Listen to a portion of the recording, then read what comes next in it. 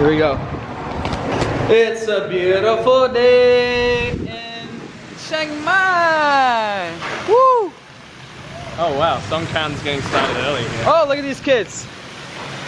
Squirt guns. We in Chiang Mai, bitches. We with Chris, the freelancer. What's up? He's doing a little vlogging too. And I met him yesterday. And he's been a digital nomad like about 1 year now. No, actually 2 months. Just 2 months now? Yeah. Holy shit. It feels like a year though. So, Feels like forever. wow, so I wanted to, because I like meeting digital nomads and having them share their story because it's cool, because we're both new at this whole thing. Yeah. So I wanted to have him tell his story to you guys so you guys can see. He's from Australia. So where are you from? Yeah, I'm from Brisbane, Australia. Yeah. And yeah, born and raised and lived my whole life there basically. So I've been wanting to sort of break out of the nest for a long time.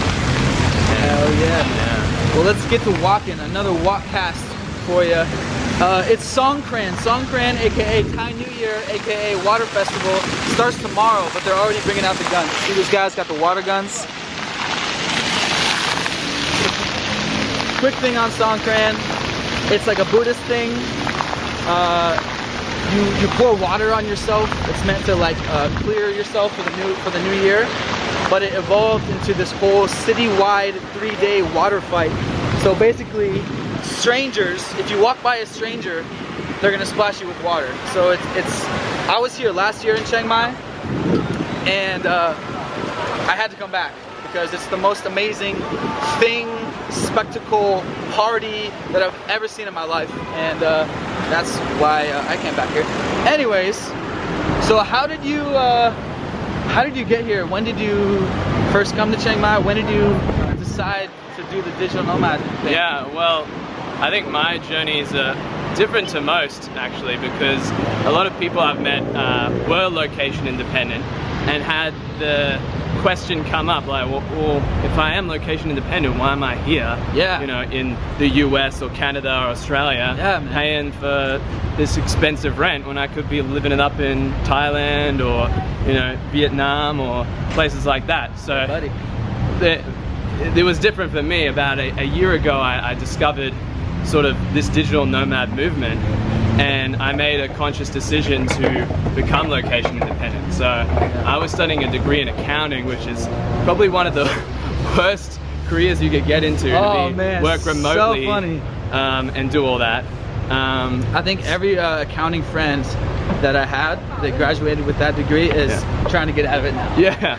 Well, it's like the way I talk about it is like I was about to go into this sort of corporate slavery. It was like the most corporate job you could have, really. Yeah, dude. So yeah, I made the decision and started learning code. I thought that was the quickest, easiest way, and turned out it was good because the demand for software developers is huge. So I chose to go the more like freelancing, building skills route more than the business route. So you decided that freelance could be something you could do with coding skills? Yeah, exactly. And I'm like a risk-adverse person, so I was like, I just want to, you know, I really want to live this lifestyle, and it's going to happen, so I'm going to, you know, do the most guaranteed thing, basically. Definitely. And for me, it was learning code, and it worked. Like, within 2 months of learning, I had a job. Hell yeah. See, he had the key mindset, and I say this all the time in my videos. You hear what he just said? He said, I know I wanted this lifestyle and I was going to make it happen. See, that's key with people. Like, you can't just kind of want it to happen. You have to know that I can do this. And so I just want to make that clear, that that's why he's out here, because he knew that he could do it. Yeah, totally. So, yeah. Like, I've said that to other people. It's like, there's like 3 types of people with this stuff. It's like actual digital nomads, people that don't want to be digital nomads, or people in between who are like, oh, I want to be a digital nomad, but at the same time, they're not going to take any action towards it. Yeah. And, you know, I've heard that from people that are actually just traveling, not doing the nomad thing. They're like, oh, I envy you. Yeah. And I'm like, oh, I wish I could stay. And yet they've just been on this giant holiday where they've hung out at resorts all day and done no work, and their job is completely not digital, and they're not even going to attempt to do anything digital. Yeah, I'm like, dude, you can do it. Like, yeah, it's really like cliche. Once you've done it, you can say, oh yeah, you can do it too, bro. Yeah. Like, okay, it's not for everyone. Maybe not everyone can do it because it actually requires work. But like, there are a lot of travelers. They all say, oh my God, I wish you could do what you do, and then they don't do anything. Yeah. And so obviously, most people watching this, I think, are the action type people because they're searching on YouTube and shit. So.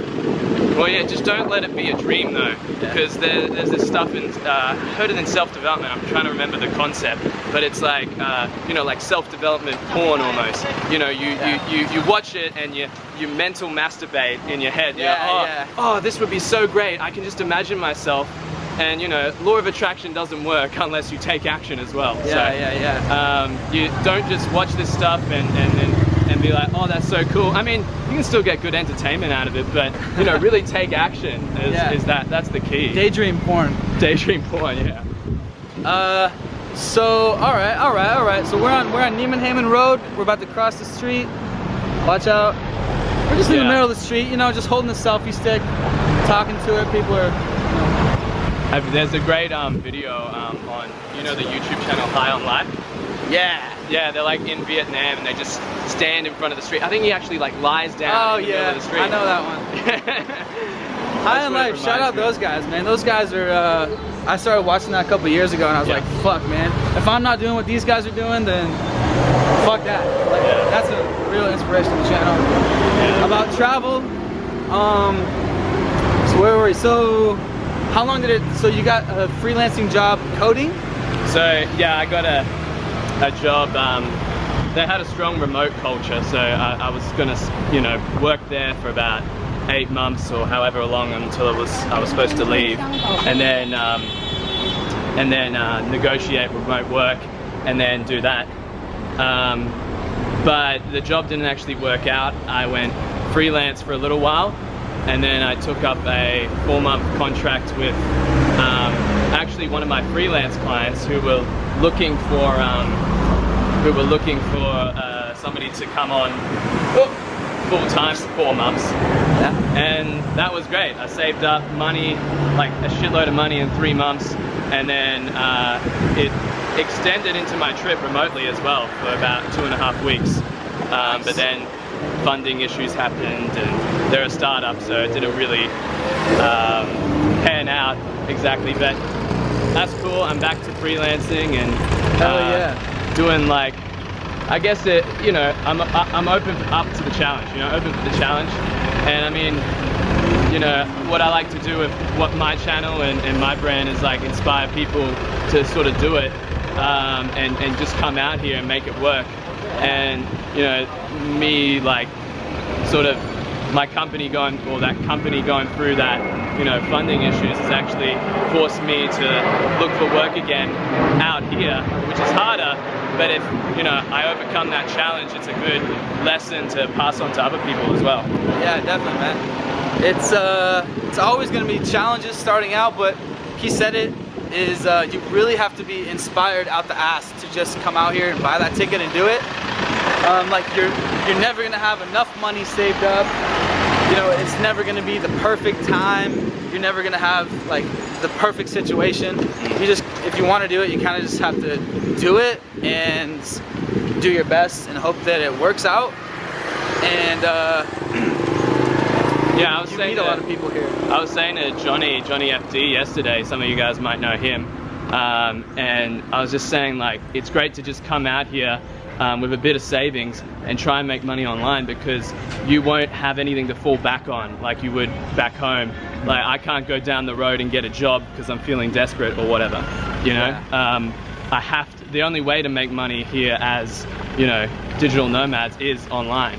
So I think that having that sort of restriction forces you to be creative and stops you from, you know, putting in, you know, substitutes. You're like, it was crazy. Like, you know, when I moved out here 18 months ago, whatever, it was a bunch of guys at the dropship conference, and all their goal was to, you know, live out here, to stay out here.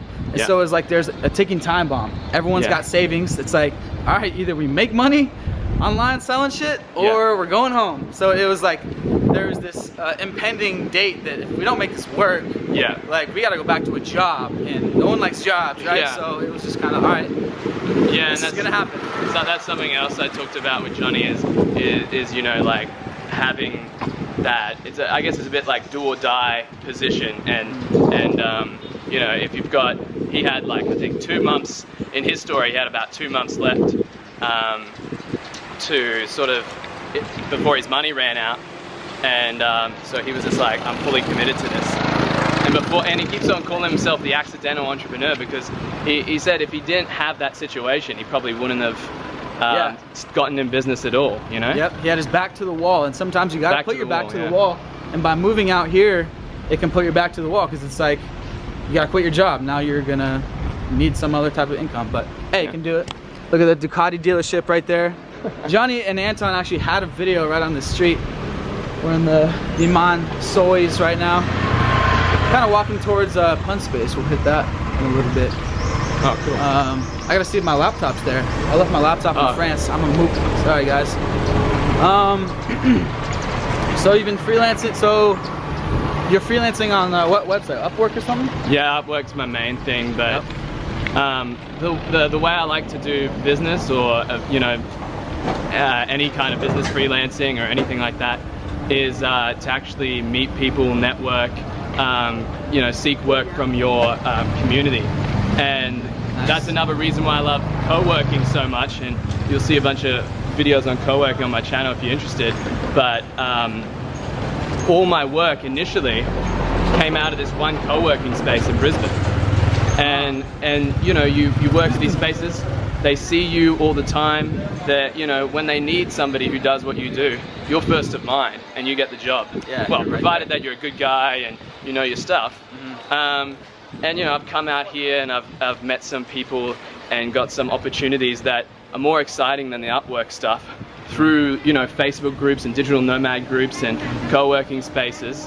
And that's I think where the big thing is. I actually spoke to this guy who's here, successful businessman called Max Summer, or Max Summers, I can't remember. I've been seeing his comments all over Facebook. Oh yeah, yeah, he has a lot of comments. But he said something to me, like, he's a bit long-winded, but he said to me this one thing that he's like, what's the difference between a successful person and an unsuccessful person? And I came up with a variety of answers, but his answer was, you know, how they connect. So connecting with people, you know, like if you're the most connected person in the world, you're gonna find business opportunities, you're gonna, you know, meet people, you're gonna get what you want. So that's why I'm a big believer in the community aspect, you know. But the biggest draws that coming out here is being a part of this global digital nomad community. And you know, I mean, like, look at this, like Riley and I just met today, just reached out to him online, and yeah, we're doing a video. So it's great, like, bada bang. Yeah, great meeting like-minded people in this, you know, global community. I love it. Yeah. So questions that I asked everybody, because you know, when I was at home, I was like, how much money do I save up?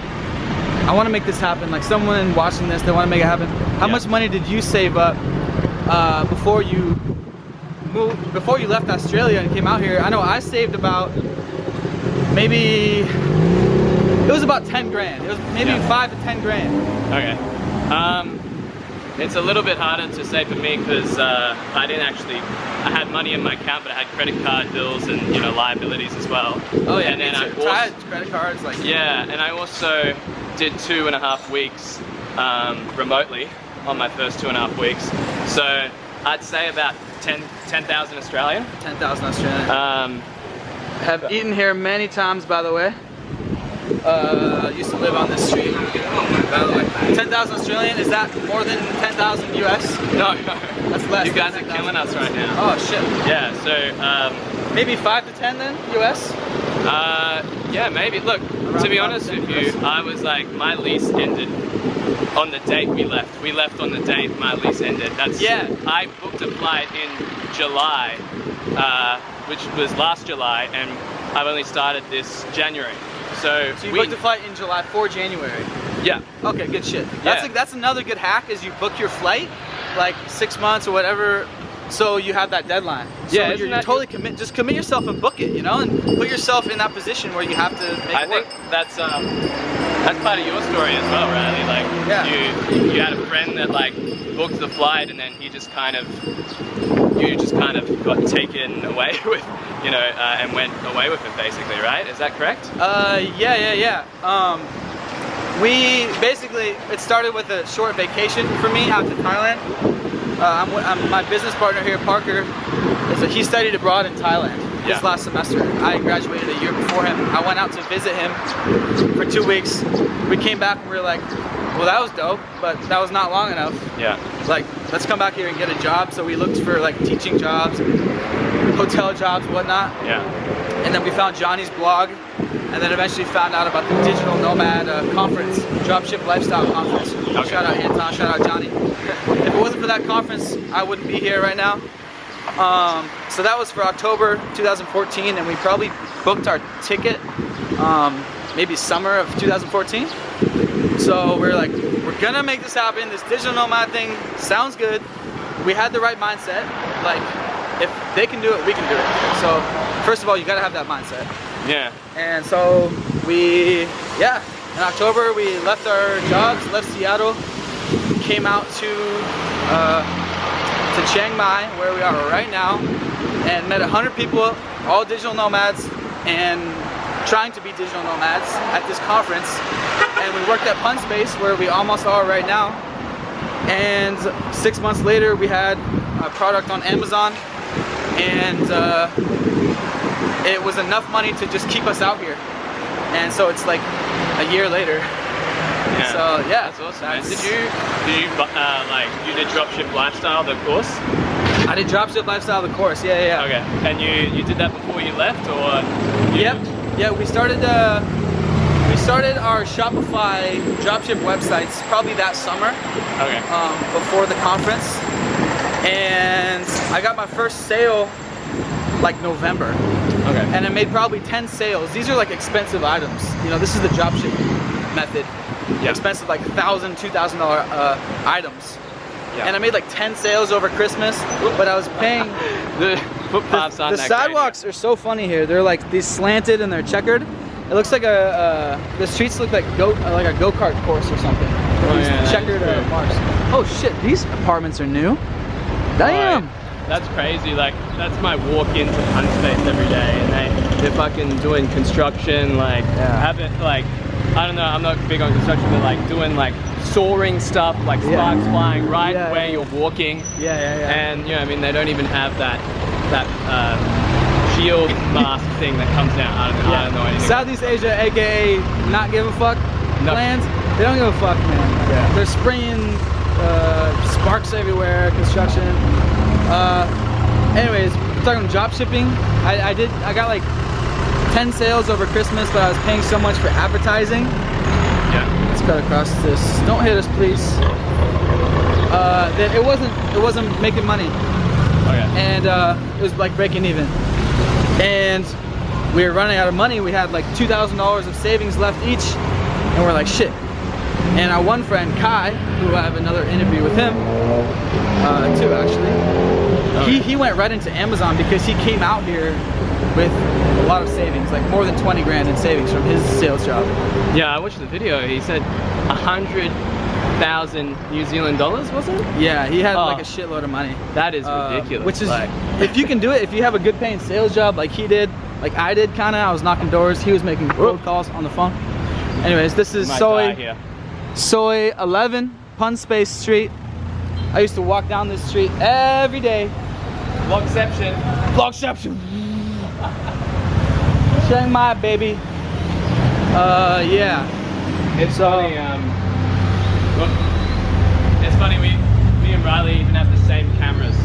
Yeah, the G7X, dude. I got it because sponsored by Canon, by the way. No, Casey Neistat has it. Yeah. Like all the vloggers have it. Yeah. So it's good. You can fit it in your pocket. Put it in the pocket. Yeah. But what are we talking about? Drop shipping. All that good stuff. Oh yeah, Kai started Amazon. He had success, so we were like, fuck it, man. Let's do Amazon. We took our last $2,000 and we put it into our first test order of the private label product. Bought it from Alibaba, sent it to Amazon. 200 units, it sold out, and then we went and got borrowed money. We had to borrow money from a friend he saw our numbers, he saw the product was good, it was unique, and we borrowed like 20 grand for 1,000 more units. Whoa! So, awesome. Like any business, you gotta borrow money. Like to start any real business, that's usually how it works. And so that's kind of what happened. I'm not gonna say that I had 20 grand in my bank account to start the Amazon business. It takes money to start. Do you think it needs 20 grand, or was that you can start with 5 grand? Yeah. But the thing is, 5 grand completely on the side. See, we put in our 2 grand, and we got back from Amazon maybe 3.5 grand. Yeah. But we had to spend that to keep living out there, to keep living out here. Yeah. But if we had, money to live, we could have taken that 3.5 grand and bought more, and then kind of doubling from there. So we had to go out and get that investment, man. Get that investment, get successful. So yeah, that's where we're at. Look, we're coming up to Pun Space. This is where, what the hell? They knocked down this whole thing. Yeah, I know. I realized that the first day I came back as well. Oh, wow. This looks completely different. Here's Pun Space, guys. Yes. Where it all got started. Is this feel spiritual or dude, like emotional coming back here? Yeah, man, this is the Mecca right here. Like, I used to watch videos of Pun Space, Johnny sitting out here, in this little grassy area, talking about just what we're talking about. Get your ass out here. Yeah. And when I first moved here and started working in Pun Space, it was surreal. I'm like, wow, Johnny's sitting right there on the table next to me. Like, all these guys are doing it, and it's a 1.5 years later, and we're still out here. So that's why I just like talking about it, showing people that if you want to do it, you can do it. Because living at home, I was doing the same job for like 5 years, and I know you guys think the same. It gets boring. So if you want extended travel to be part of your life, then you got to do it online. I don't see any other way to do it. Well, I mean, there's other options to travel, like you mentioned it, like teaching English and I don't know, that's the main one. But like, if you do that, you're not going to be fully location independent, You're going to have to stay, wherever the job is, basically. Yeah. So you can move around every, maybe you're a teacher that moves around every 3 months, but you want to like go away for a week, just like off the cuff. You can do that as a location independent person. That's why I'm passionate about location independence. I don't know, man, like going back to Brisbane, it's the last thing I want to do right now. Right, it sounds so, like if you've grown up there, you've kind of been there, done that. I mean, that's the way, not everyone sees it like that, but I think you guys watching this probably do. Yeah. Like last week, our friend invited us to Europe, just no notice, 2 days notice. We booked our ticket, went to Europe for a week, and then came back here. So I don't see any other way to do it other than having an online career, if you want to call it that, online job, if you want to call it that, non-job. Non-job. For all your Elliot Holst fans out there. So yeah, this is Pun Space. Let's give them a quick tour of Pun Space since we're here.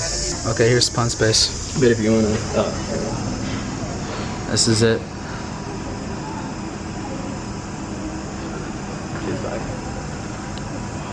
Business, but since then it's become this. The world has been going more remote, and more people work from home now, and so it's not just for entrepreneurs anymore. It's there's some people that might not be, a business might having their own business might not be for them, or they don't want to do it, or they might not risk it. So there's always the option of freelancing or getting a remote job. So I guess that's kind of, do it any way you want. Like, we're all here to be location independent, and doing what you do is awesome. And but like that, for people that are like, shit, that sounds so crazy, that's so far out of my reality.